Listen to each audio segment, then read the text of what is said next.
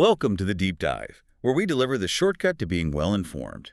Today, we're jumping way back, actually, 14th century. That's right, we're looking at a work that many call the real beginning of sociology and critical history.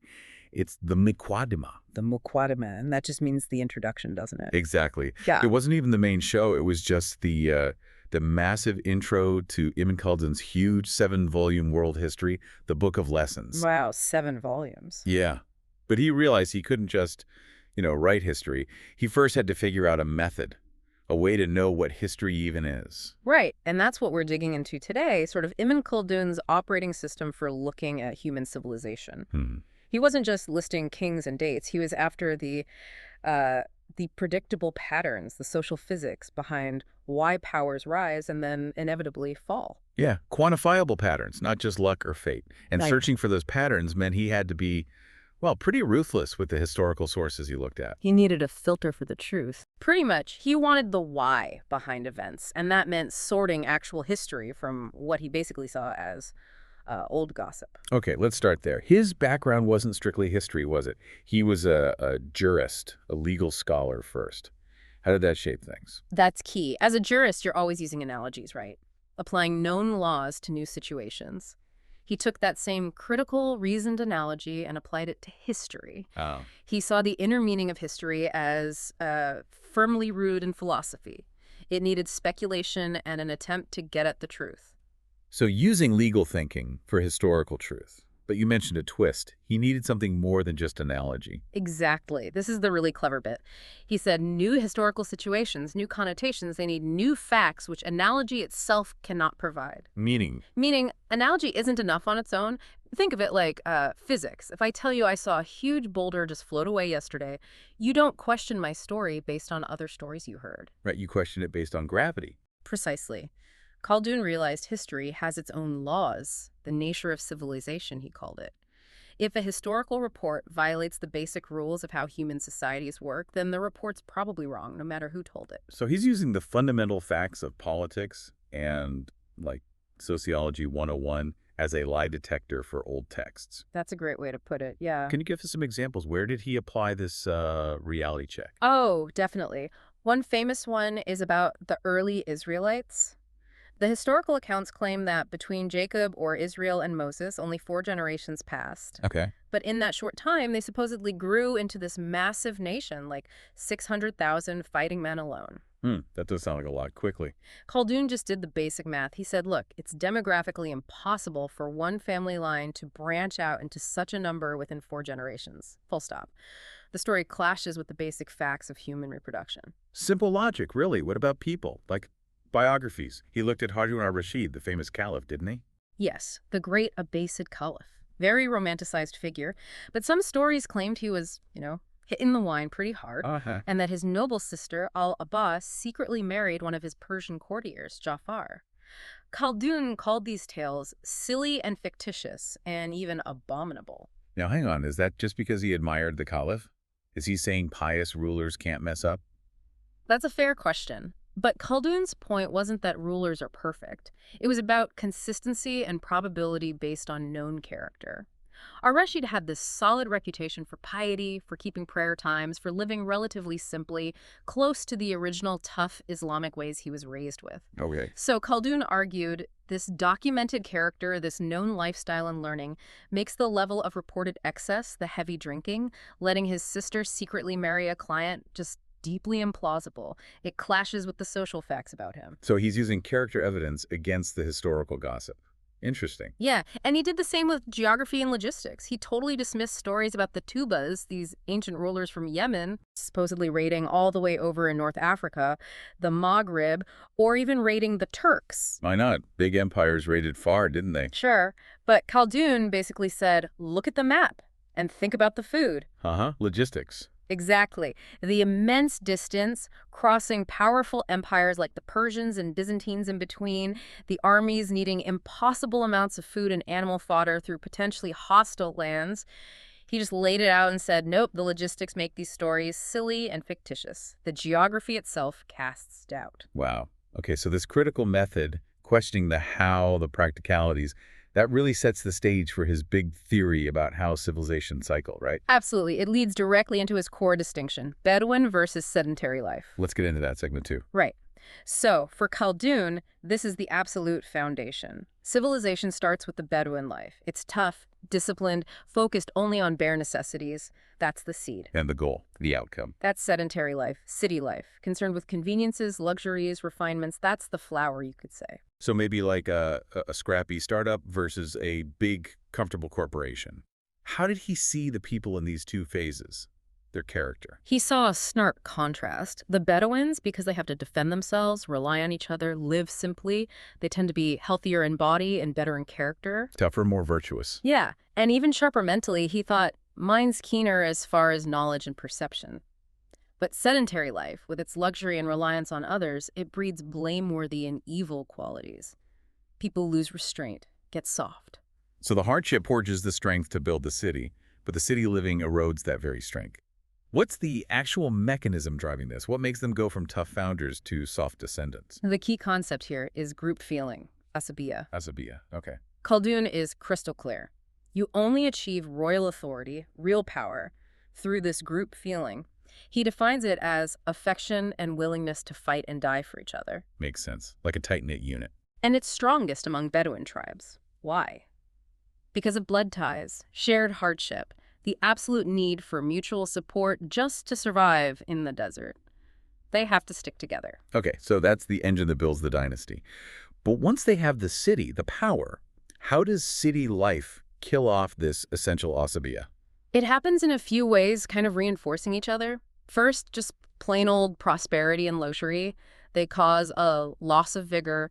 People get comfortable. Complacent? Yeah, and they become too proud to do any teaching, meaning they rely on others for specialized skills and crafts. They get softer, less self-reliant, less able to defend themselves. And the government itself plays a role, even good government. Ironically, yes. Laws, education, the whole structure of organized society, it imposes restraint from outside. The Bedouin out in the desert maintains their independence and toughness because they're self-policing in a way. But the city dweller gets used to being controlled by external rules and enforcement.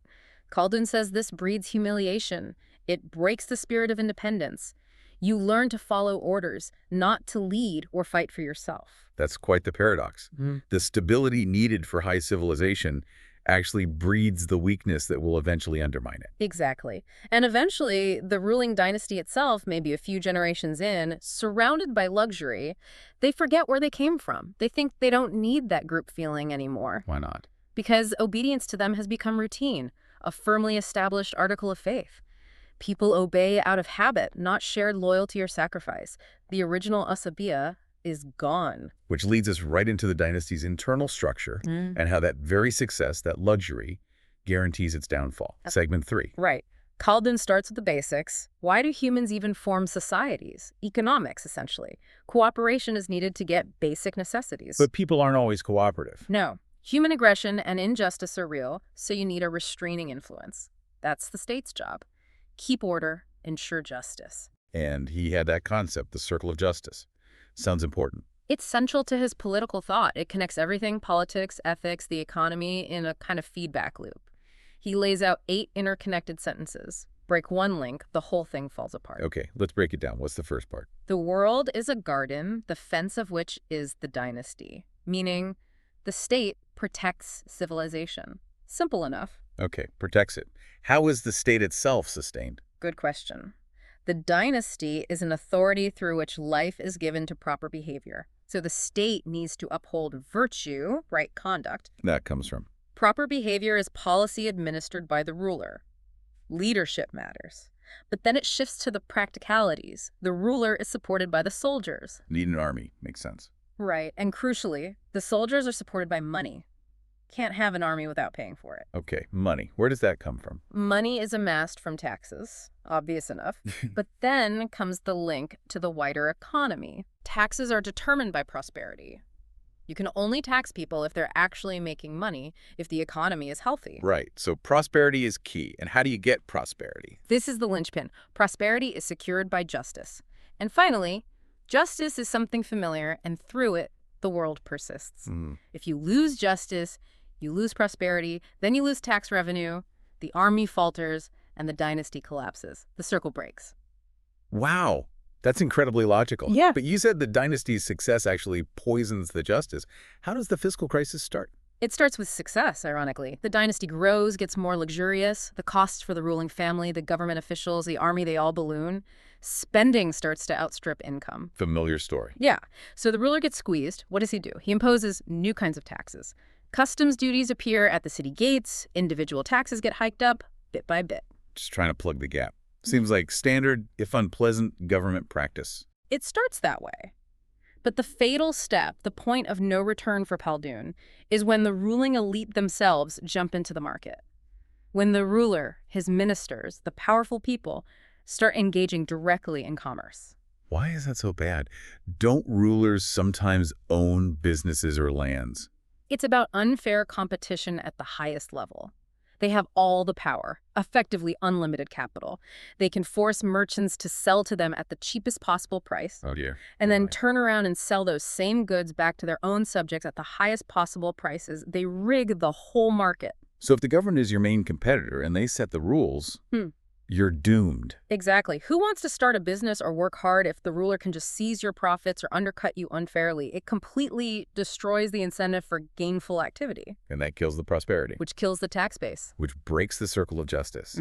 The ruler ends up destroying the very source of his own wealth and power. It's a classic self-inflicted wound driven by short-term greed born from luxury.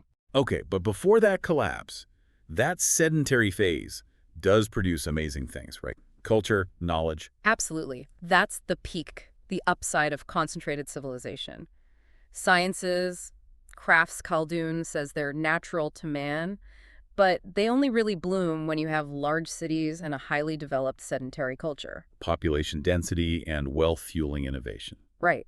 The demand for luxury pushes specialization way beyond basic needs like farming or weaving. What kind of things did he point to? You get really refined crafts, goldsmithing, silk weaving, super specialized cooking. Then there's intellectual luxury, the whole industry around books. Yeah. Skilled copyists, binders, manuscript correctors. Wow, a whole book ecosystem. Yeah. And then you get the really niche, maybe even excessive stuff like training domestic donkeys for special tasks or producing marvelous spectacles just for entertainment, pure luxury products. And this complexity shows up in government jobs too, right? They get more specialized. Definitely. Take the wazir, the chief minister. Early on, maybe he's just the ruler's main advisor, a general delegate. But as the state gets bigger and more complex, the role splits. One guy handles finances, another handles official correspondence, and roles like the doorkeeper, the ijib. Big guy is the door. Sort of. The liaison, controlling access to the ruler. In a complex formal court, access is power. So the ijib could actually become more important than some other ministers. It shows how structure evolves with sedentary complexity. Fascinating how even job titles reflect the cycle. Yeah. Now, before we wrap up, we should touch on his attempt to find physical causes for differences between people, his climate theory. Right. Driven by that desire to find objective, natural laws for everything, Khaldun looked at geography. He observed that people in the temperate zones, he mentions the Maghreb, Syria, Spain, seemed more temperate in their bodies, color, character qualities, and general conditions. Okay, moderate climate, moderate people, and the extremes. He noted that the very hot zones, the first and second, he called them produce black inhabitants, like Abyssinians and the Zanj. And he characterized them now, this is his observation, not ours, by levity, excitability, and great emotionalism. And he tried to explain why. He did. He theorized it was physics, basically. That intense heat expands the animal spirit in the body, making people more joyful and excitable, kind of like the feeling you get in a hot bath. Obviously, it's flawed by modern standards, but it shows his commitment, doesn't it? Trying to find a natural explanation for observed social differences, rather than just resorting to myth or prejudice. We're just reporting what's in the text here. Understood. It really highlights how comprehensive his system was. He's got the starting point, Bedouin life, the engine ʿasabiyyah, the ideal structure, the circle of justice, and the built-in self-destruct mechanism, luxury, debt, corruption. It's incredibly complete. That's why the Muqaddimah is so enduring. It's like a toolkit for understanding social change. It gives you the whole life cycle, how empires get built, why they peak, and crucially, why they can't stay at the top forever. It's a philosophy rooted in the cycle of human nature and ambition. Which brings us neatly to maybe his most pointed observation, one that applies way beyond just empires, to families, businesses, maybe anything with prestige. Ah,